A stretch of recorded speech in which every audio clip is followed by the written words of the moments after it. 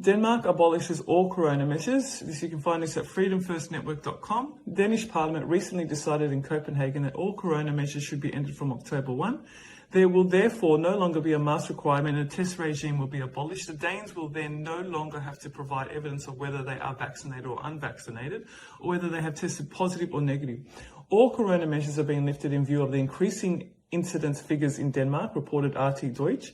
Since the beginning of July, this value has risen from 31 to 107.2 as of August 8.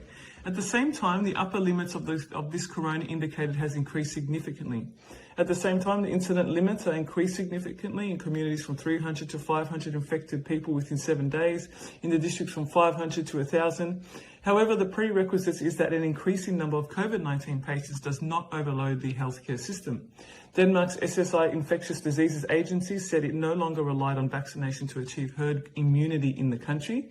Tyra Grove-Kraus, the SSI's acting academic director, said a new wave of infections were inspected after people returned to work and school at the end of this summer, but it should not be cause for alarm. It will be more reminiscent of the flu, Kraus said. Overall, the current vaccination rate is just under 58.4% of fully vaccinated people in Denmark. In Germany, this value is only slightly lower at 54.5% as of August 8. But the vaccine advocates have been persistent in their fear-mongering and pressure of the unvaccinated. Tyrolean lawyer Dr. Renat Holzane, meanwhile, strongly recommended that all employers refrain from vaccination pressure or compulsory vaccination because most of them were obviously not even aware of the far-reaching legal consequences associated with it. The fact that the so-called COVID-19 vaccines, according to official approval documents of the EMA and the European Commission, were not developed and approved for the prevention of infection with the SARS-CoV-2 virus, but solely to prevent a more severe course of the disease, were conditionally approved for this reason alone. The official approval documents therefore show that these substances cannot interrupt the chain of infection because the people treated with them can become infected and thus be infectious.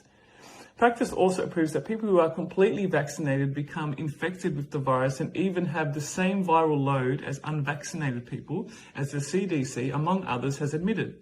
It is therefore clear that any COVID-19 compulsory vaccination lacks any justification. All pressure, including moral pressure, alleged act of solidarity with one's neighbour, is therefore illegal in terms of criminal and liability law based on the official approval documents. As a lawyer advising on corporate law, I strongly recommend that every employer stay away from COVID-19 vaccination pressure or compulsory vaccination because most of them are obviously not even aware of the far-reaching legal consequences associated with it, she said. There you go.